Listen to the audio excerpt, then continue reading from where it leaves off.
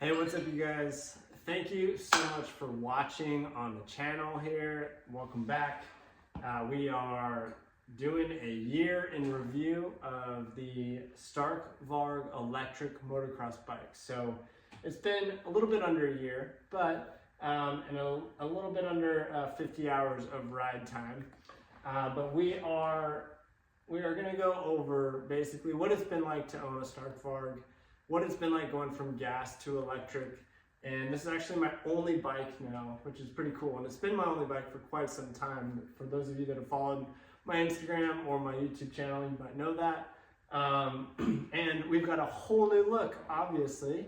Probably one of, I'd say, the best looking Stark Vargs out there.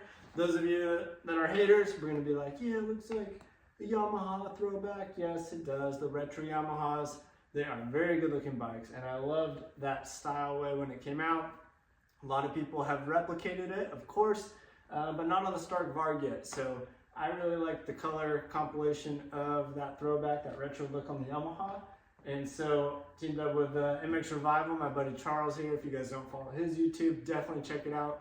He builds the sickest bikes that I've ever seen. And so I was like, hey, I got an idea I want to bring to life with Stark. I don't want to just do the normal stuff and give it a whole new makeover. So we did.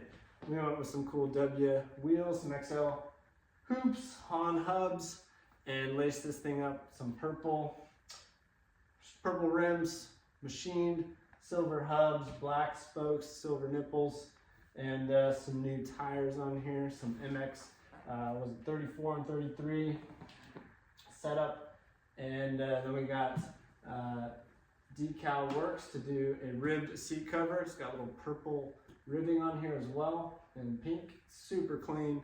And I haven't ridden it yet. It's going to be so fun to take this thing out to the track and let it pop in the sunshine. But yeah, we're out here in Boise, Idaho.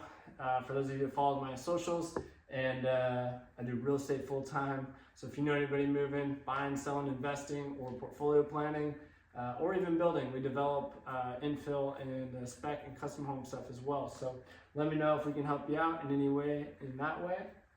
But yeah, it's a little cold out here in Boise. We've been about in the 20s to 30s, tipping into the 40s for January, which is cool, but haven't gotten to take it out yet with the new makeover, so I'm excited to do so pretty soon. But yeah, let's jump into it. I'll talk about what I love about the bike, I'll talk about what I don't like about the bike, and I'll talk about the differences.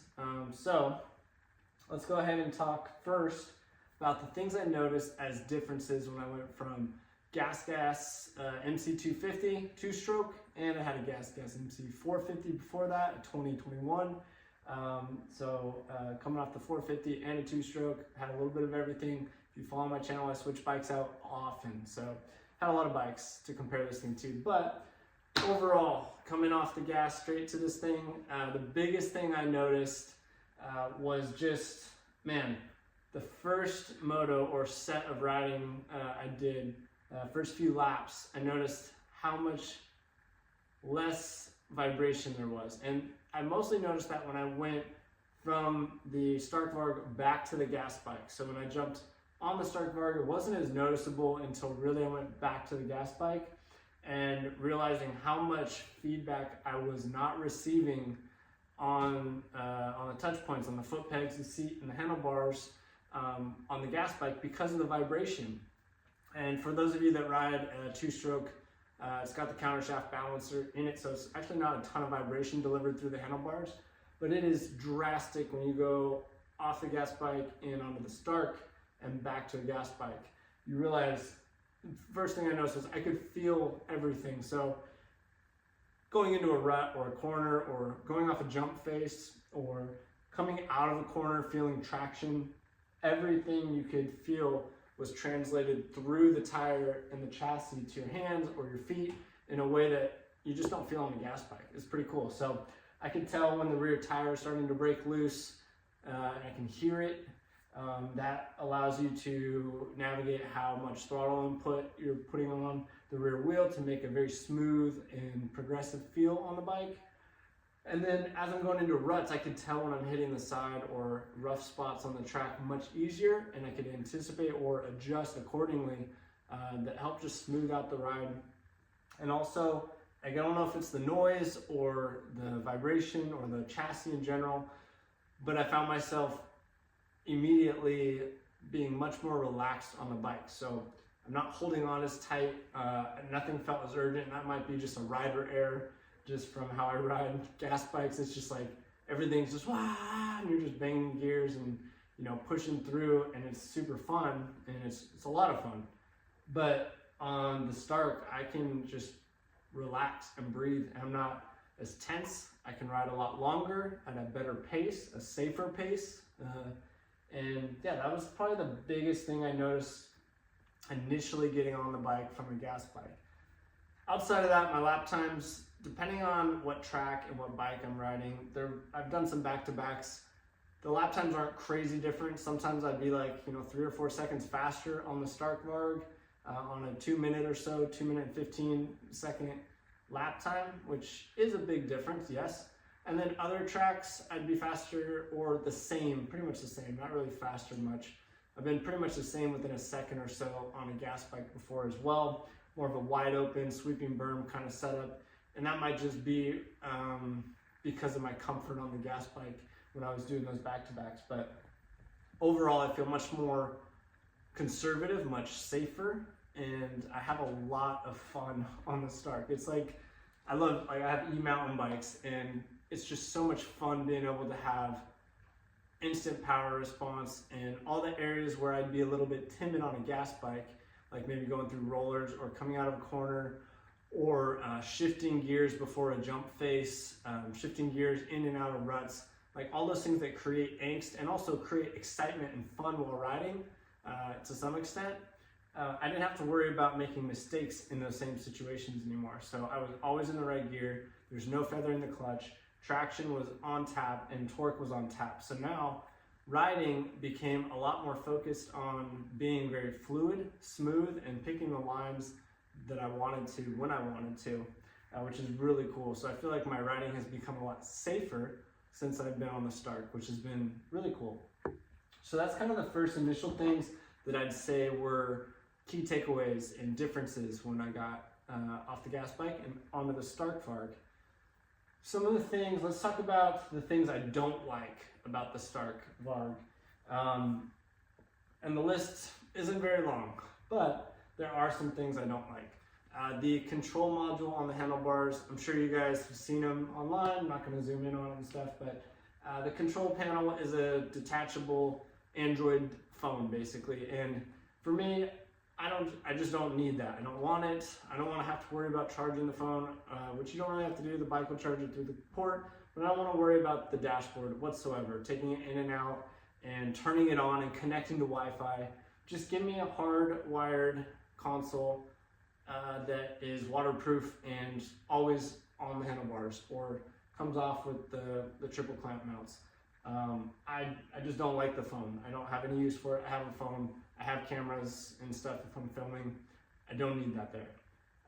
I would love for Stark to do that, primarily because, say I'm going out to the foothills or the mountains and there's no connectivity. If I don't connect my bike to the phone and turn it on in the truck while I'm in a place of connectivity, I can't do it out in the mountains unless I have a hotspot or a SIM card that's got connectivity. And so where that becomes an issue is in the event that it logs me out of the app or the phone, I have to use my Gmail to authenticate. And if I don't have connectivity, I can't authenticate. So I can't get to my control dash and change the power. Now the bike still runs, I can still use the preset maps, but I can't manipulate them. I can't see how much battery I have left. I can't see any of the data that I'd like to see while I'm riding. So that would be something, at least an option, to have a hard-mounted direct wire setup for the control module or the interface. Just do that. Second thing, I started with the handbrake. The handbrake was actually really great. I'm not downplaying or saying it's a negative. Personally, I'm not either a good enough rider or comfortable enough to commit fully to the handbrake. I had 2 incidents. Everyone asked me, why'd you go from the handbrake and switch it back to the foot brake? And I had 2 incidents where I had basically like an oh shoot moment, and I subconsciously didn't pull or modulate the handbrake and the front brake the way that I was supposed to, because I guess I just defaulted to my old habits, and that caused me to crash both times. So the second crash, I said, all right, I'm done. It's just not worth it for me. I'm too old to be trying to learn something new like that, at least with my comfort level. Other people that ride it love it when they have the handbrake. My brother has a handbrake on his, so maybe not. It's just up to you. Figure it out. See what you like more. I personally am going to stick with the foot brake. It's very natural for me, and I love it. So handbrake, I'm not a big fan of for me, but a lot of people like it, including a lot of the pros. So AJ Cantanzaro, he likes it. So take that with a grain of salt for sure. Something else that I don't necessarily love about the bike, and this is something that we're probably gonna have to continue to navigate through RG3 suspension in Boise with Weston Pike. He's been amazing to work with and does a phenomenal job, but the bike is a little heavier than a normal bike. So getting it to where you get a nice supple feel on top without a bottoming, if you overjump and I overjump or case stuff, I'm not perfect in my riding at all, would be something that I'm still fiddling with, and I need to go and do a little bit more testing or adjustments to make sure that we get that full ramp up at the bottom to eliminate that bottoming factor that does happen on the rear fender and sometimes on the front as well, depending on how bad I mess up something. So that'd be something I don't care for. Initially, I didn't like the foot peg way that they mount, but we were able to assemble a couple bikes now, and I was able to figure that out. So I would say just be conscious of finding the threads. They don't really seat very well when you're assembling the bike. Initially, they're not easy to seat, but we found out how to do it. It's doable. I think it takes two people unless you're really good at that stuff. Let me see, I know something else I don't really care for is the disassembly of the body unit comes off all together.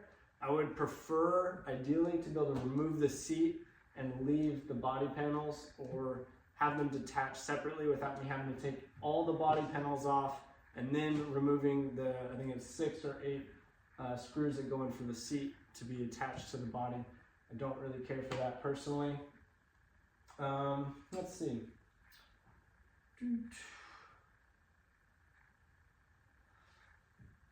That's really about it. I mean, I like everything about the bike outside of those few things. The biggest thing for me is the control, the dashboard. Let's not do that. I just want to be able to minimize as much things that I have to think about when I ride as possible, and that's one of them that I got to connect and make sure I have connectivity, or else I'm kind of screwed when I'm out and about. Let's see. One drawback is you can't really run. You have to run a 110 90/19 rear tire size to clear this, unless we move the chain back or the rear wheel. Very, very small issue or concern, but just be conscious of that. If you run a bigger tire, you're gonna have to move the axle back in the rear swing arm. And let's see. The bars, I don't know. I'm not sold on them. And you can't run a crossbar setup. Not that people do need more, but it'd be cool to be able to have that option because of the dashboard. But for the most part, I would want to run the fat bar and keep it that way. And so that'd be something. I'm not fully sold on the bars in the bend. I like some of the other bends, so I might swap the bars out. But on the list of things I don't really care for, that would be pretty much it. And I'll talk about now the things that I do like about the bike, which is pretty much everything. The bike is exceptional. The handling is insane. Like I said, eliminating that vibration that you get on the gas bike and having all that feel come through all the control points is incredible. Being able to jump into a rut feels like you're on a bicycle or a mountain bike coming down a downhill trail, and it makes the bike feel really light and really lightly sprung. So that's like one thing that I really love about the bike. The power delivery is unmatched on anything gas related. You just can't beat electric power delivery, unfortunately. And those of you that argue that, just turn up the power. You can go from 0 to 80 horsepower on this thing, wheel horsepower, which is just ludicrous. I will say, going back, one thing I'll add to the do not care for list or do not like is that given the power, I wish we had traction control modulation or a feature integrated into the bike for traction control. If I'm on like silty or shale rock single track uphill, it's difficult for me to get driving traction forward sometimes because of how instantaneous the power delivery is. So in poor traction, but it's weird because if I'm on a silty or sandy track, it provides traction exceptionally well. But I've noticed on shale or rocky, silty single track uphills with rocks intermittent, it's difficult to get traction applied to the ground. So I would say if they released a traction control update, that'd be awesome. I would love that feature to be able to enhance traction on single track, uphill, silty, shale kind of stuff. That stuff's really hard for me to feel like I'm driving forward as much as I do on a gas bike. Outside of that, all right, back to good list stuff. The bike it allows you to experience riding in a whole different way because you're totally focused on your inputs and movements more than you are about the mechanics of getting the bike through gear and through power. So when you're riding, it changes everything so that you can go into a corner and focus more on body positioning and body control, bike control. You can hear things that you never heard on a gas bike that help you just kind of know what's going on and feel more connected to the track in a way that you never did before. I now listen to music through the Siphon Audio Sound Bluetooth setup for the helmet, and that's a game changer. I ride mountain bikes all the time, and BMX I rode with headphones in, and now I can ride moto with headphones in, which is just super fun. Or you listen to a podcast if you're trail riding or whatever your jam is, you can put that in your ears, and that is super cool. When my brother and I ride together, since he has a Stark, we can like talk or hoot and holler together, which is rad and changes everything again.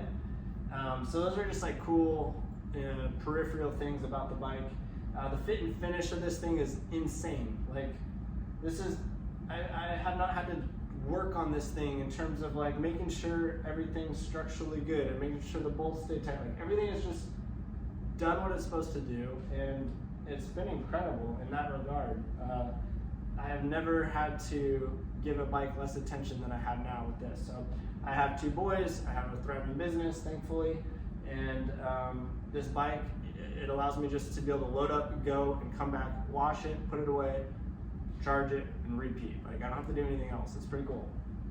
The plastics hold up great. I've crashed a lot on the thing, and they're wonderful. Stark is on top of it with their customer service. I've had a couple things go have some issues, and they overnight me the full modules or the full component, literally no questions asked. I've never dealt with a company like that in my life, and that's been insane to experience that too. Let's see. In terms of the power is so smooth that I ride smoother, I ride safer. That's a huge pro for me. Probably one of the biggest, weirdest things that I've experienced is even after about 50 hours on the bike and all this time, I've gone through tire sets now. This is my 3rd set of tires on the bike. I still have not even changed the sprocket or even adjusted the chain tension ever since I bought the bike. I've never adjusted the chain slack on the bike. I haven't had to. I don't know if that's because it's an electric bike or what, but it doesn't require it. And the rear sprocket is not even hooking yet. So that saves a ton of money on maintenance and just routine stuff that you typically do. So I guess those are going to be the main points that takeaways about the bike after about a year of ownership. Just such an incredible experience riding one of these regularly, and as they improve range and capacity, of course, I didn't bring that up on either side. It's an obvious thing. If you're getting an electric bike, you're going to be fighting range, right? I can do about 30, 35 miles of single track at a decent pace with plenty of battery left over to get back to the truck comfortably. I'm not going to push it to its expiration because I don't want to be stuck out there.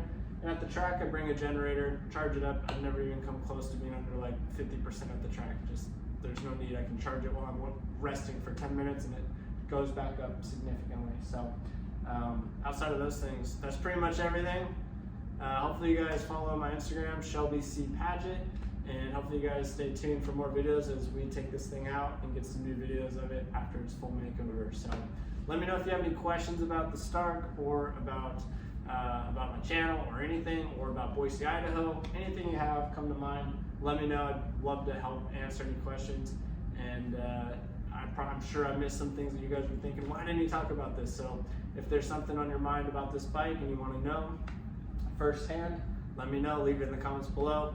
I paid full pop for this thing myself. There's nobody helping me out with this. I'm not sponsored or incentivized in any way by Stark, so you'll get my full authentic opinion. So yeah, she's been through a lot, and Cherry looks better than ever.